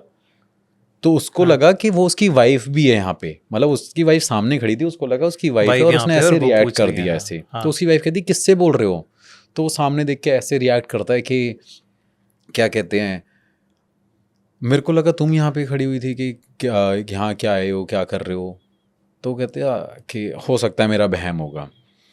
तो उसकी वाइफ ने ये भी चीज़ नोटिस करी। अब जो उसकी फैमिली के ऊपर मेंबर रहते थे रात को वो सो रहे हैं, सोते टाइम पे उनको ऐसा महसूस हो रहा है कि उनके रूम में कोई है जो उनके जो अटैच्ड वॉशरूम है उसकी कोई लाइट जला रहा है बार बार, और वो फ्लिकर हो रही थी, मतलब जल रही थी, बुझ रही थी। हो सकता है कि वो टेक्निकल प्रॉब्लम होगी उस टाइम पे, उनको ऐसा महसूस हुआ। लेकिन उन्होंने ये बात को ऐसे उस टाइम पे मतलब एक्सपीरियंस किया, और नेक्स्ट डे मॉर्निंग पे जब ये सारे लोग संडे के टाइम पे बैठते हैं तो डिस्कस करते हैं कि फिर से वही चीज़ें होने लग रही हैं। कि वो बताती है कि मेरा बेटा आज एक तरफ देख के इशारा कर रहा था, फिर वो बोलता है कि मुझे लगा कि क्या कहते हैं नंदिनी यहाँ पे खड़ी हुई थी लेकिन वो सामने थी। फिर वो बोलता है कि मेरे वॉशरूम की लाइट बार बार जल रही थी, बुझ रही थी। तो ये सब लोग एक्सपीरियंस करने लग गए हैं। अब ये सब एक्सपीरियंस करने के बाद यहाँ पे क्या होता है कि रात को फिर ये सारे लोग घर में जब भी सोते थे तो हनुमान चालीसा सब ने अपना एक स्पीकर पे ऑन करके रखते थे, जिससे इनको लगे कि कोई नेगेटिविटी यहाँ पे कुछ नहीं करेगी। लेकिन वहाँ पे वो दोबारा से हरकत शुरू हुई, और वो हरकत ये हुई कि जब वो हनुमान चालीसा चल रही थी तो ऑटोमेटिकली उस स्पीकर के जो वहाँ पे प्लग था उसमें कहीं ना कहीं स्पार्क हुआ, और वहाँ पे वो जल गया, मतलब बंद हो गया वो कैसे भी। तो उनके माइंड में यह है कि एकदम ये क्या हुआ कि अभी तो हम जला के गए हैं और ये दोबारा चीज़ें होने लग गई। तो उनको अब ऐसा हुआ कि अब हमें लगता है कि हमें किसी अच्छे बड़े पुजारी से या तांत्रिक से बात करनी पड़ेगी और हम इसको सॉल्व करा सकें। तो उन्होंने किसी तंत्र मंत्र का सहारा लिया, वो अपने पड़ोस के मंदिरों में गए, अपने जो उनके रिलेटिव्स थे उन्होंने उनसे हेल्प मांगी कि ऐसा क्या है जो यहाँ पे हमें रोक रहा है। तो उस टाइम पे उन्होंने काफ़ी ज़्यादा जब एक्सप्लोर करा तो उन्होंने किसी तांत्रिक को बुलाया। तो तांत्रिक वहाँ पे गया, उसने पूजा पाठ किया और ऐसे बोला कि कुछ भी नहीं है, ये तुम्हारे मन का वहम है, यहाँ पे मुझे तो कुछ दिख नहीं रहा। तो जब वो ऐसे कहता है, कह रहा नहीं पंडित जी मेरे साथ तो ऐसा ऐसा होता है, गुरुजी ऐसा ऐसा होता है। वो कहते नहीं ऐसा कुछ भी नहीं है। कह रही तुम सबका मानसिक संतुलन हिला पड़ा है। उन्होंने ये बात बोल के उनको बोल दिया। तो इनको लगा कि शायद हो सकता है भाई इतना बड़ा एक पुजारी इतनी बड़ी बात बोल रहा है, स्टेटमेंट दे रहा है, तो शायद ऐसा कुछ नहीं होगा। जब ये बात बोल देते हैं, बोलने के बाद इनका फिर से दोबारा एक फैमिली वही होता है गेट टुगेदर, और उसमें ये बोलते हैं कि चलो शायद हो सकता है कि हम आप सबका वहम होगा। अब उन्होंने बोल दिया और उन्होंने यहाँ पे जो करना था वो रिचुअल कर भी दिया। थोड़े टाइम बाद भाई ये चीज़ें दोबारा स्टार्ट होने लग गई। अब स्टार्ट क्या हो रहा है कि हस्बैंड गाड़ी से अपने ऑफिस जा रहा है, हस्बैंड का एक्सीडेंट हो गया। हस्बैंड का जैसे ही एक्सीडेंट हुआ, हस्बैंड के लिए उसकी वाइफ हॉस्पिटल जा रही थी। जैसे ही वो हॉस्पिटल जा रही थी और वो स्टेयर से गिर गई, उसके भी चोट लग गई, उसके सर में इंजरी हो गई। जब दोनों की इंजरी हो गई, जो ऊपर उसकी फैमिली में जैसे एक और फैमिली रहती थी, तो जहाँ वो जो उसके रिलेटिव थी, जो लेडी थी, वो जब नीचे आने लगी तो उसने जैसे ही उसकी हेल्प करने की कोशिश करी और उसका किसी ने हाथ पकड़ लिया है। ये उनको एक्सपीरियंस हुआ। एक तो जो ऑनर थे उसका एक्सीडेंट हुआ, जब वो अपने हस्बैंड को सेव करने गई वो गिर गई स्टेयर से, और जब वो जाने लगी तो उसका किसी ने हाथ पकड़ लिया। तब वहाँ पे क्लियर हो गया कि यहाँ पे कोई है। लेकिन एनी हाउ उन्होंने जैसे तैसे उनको बचाया और हॉस्पिटल लेके गए, वो बच के आ गए। बचने के बाद उन्होंने घर खाली करने की मतलब ऐसे सोची कि भाई अब हमें इस घर में रहना नहीं है। लेकिन अब ये भी एक सवाल है, एक मिस्ट्री है कि घर में है क्या ऐसा। लेकिन जब उन्होंने फिर से दोबारा किसी को अप्रोच किया, बहुत सारे लोगों को किया, किसी मौलाना पे भी गए, किसी पंडित पे भी गए, बहुत सारी जगहों पे, तो एक तांत्रिक आया तो उसने सीधा बोला कि तुम्हारे घर में तो पहले ही की एक आत्मा है औरत की। तो उन्होंने बोला गुरुजी क्या आत्मा है, कौन है यहाँ पे? तो वो बताते हैं कि यहाँ पे किसी की डेड बॉडी है जो इस घर के अंदर दाबी गई थी कई साल पहले, जो आपको डिस्टर्ब कर रही है। अब उनको ये भी लगा कि सही बात है कि हम इतना सब कुछ एक्सपीरियंस कर रहे हैं। लेकिन एक फैमिली का मेंबर कहने लगा अरे ये ऐसा थोड़ी होता है, और भी तो लोग रहते होंगे। तो उन्होंने बोला याद करो जब आप आए थे तब यहाँ पे कोई रहता था? कहते नहीं।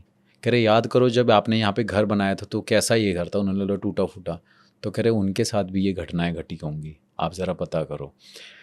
तो जब ये सब कुछ होने लगा और होने के बाद इन लोगों ने डिसाइड कर लिया कि अब घर खाली करके कहीं रेंट पे रहते हैं, और वो एज अ टेनेंट कहीं चले गए। जाने के बाद जब वो वहाँ रहने लग गए, लेकिन उन्होंने, गुरुजी ने बोला कि यहाँ पे ऐसे ऐसे ऐसे चीज़ें करनी पड़ेंगी।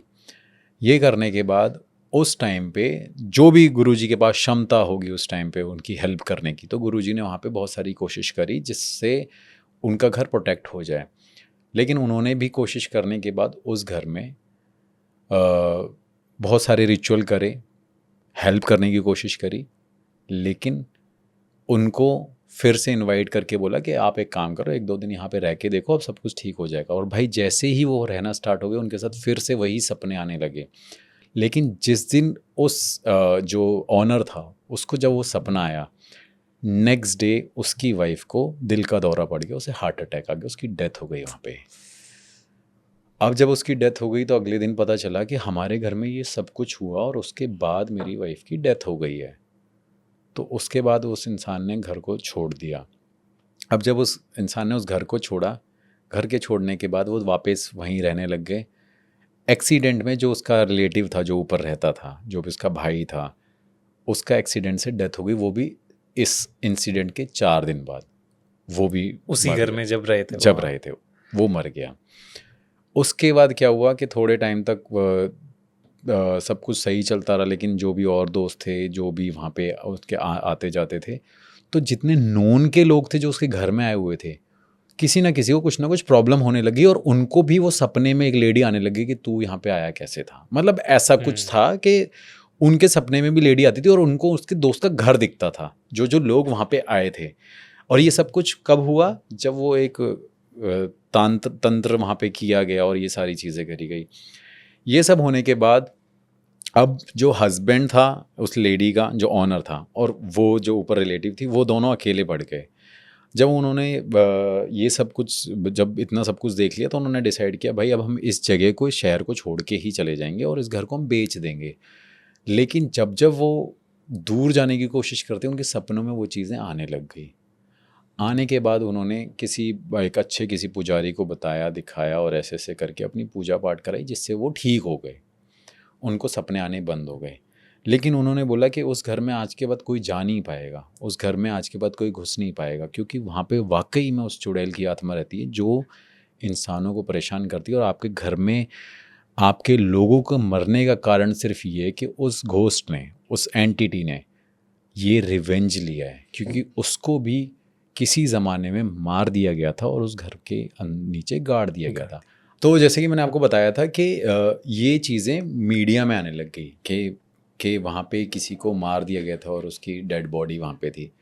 तो ये केस था और जिन लोगों ने मारा था तो उनको सज़ा भी हो गई थी, ऐसा बताते हैं जो भी वहाँ के लोकल लोग थे, तो बताते हैं उनको सज़ा हो गई थी। और ये काफ़ी कई सालों पुरानी बातें हैं, मतलब ऑलमोस्ट 50-60-70 साल पुरानी ये बातें हैं। लेकिन उस एंटिटी की प्रेजेंस उस घर में ज़रूर थी।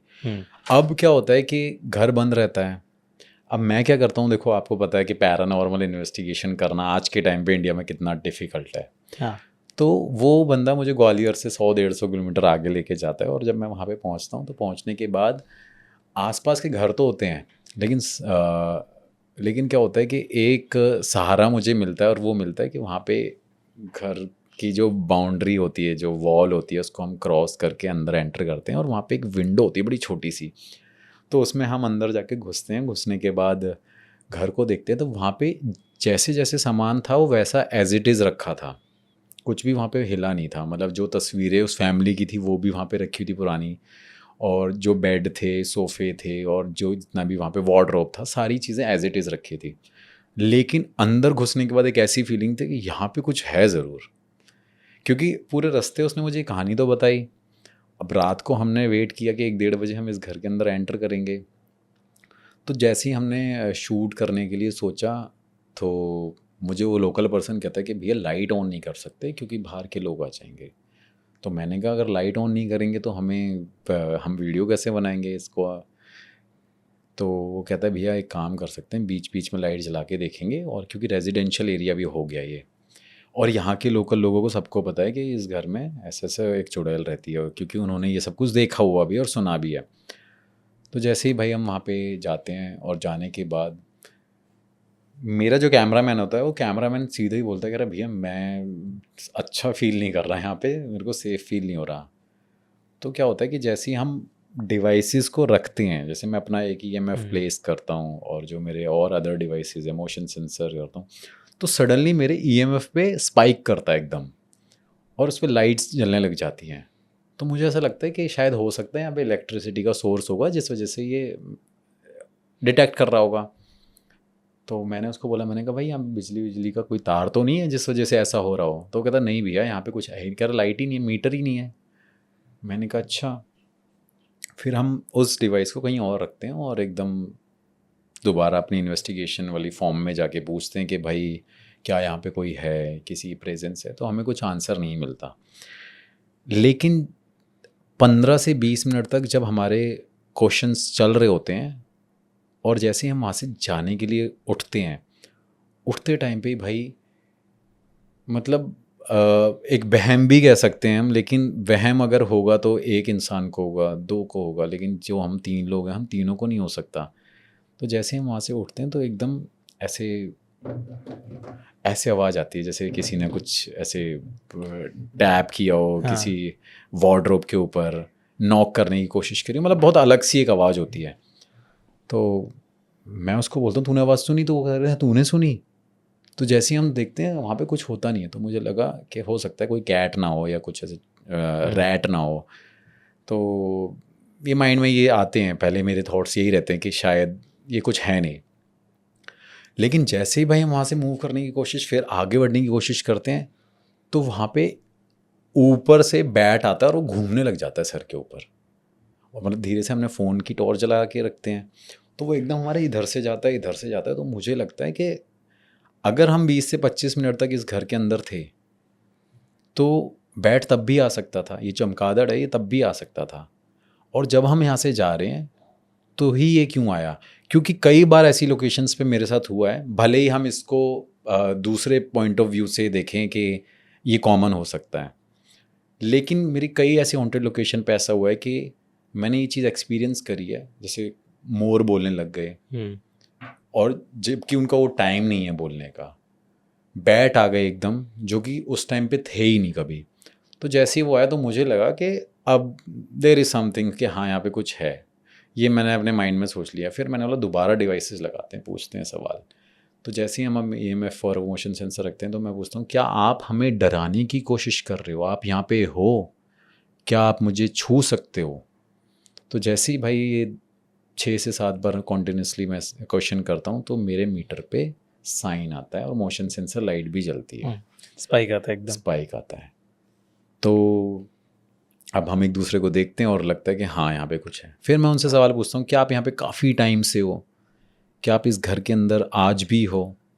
कितने साल हो गए? 50 साल से ज़्यादा हो? पहले 10 साल से मैं स्टार्ट करता हूँ, नहीं आंसर मिलता। फिर 20 ईयर्स, फिर 40, फिर 50 से ज़्यादा। तो फिर ऐसे करके एक आंसर मिलता है कि हाँ, क्योंकि मुझे उस टाइम ये वेरीफाई करना है कि ये जो एंटिटी है ये वाकई में वही है कि नहीं जो उन लोगों के साथ जो उस टाइम पे थी।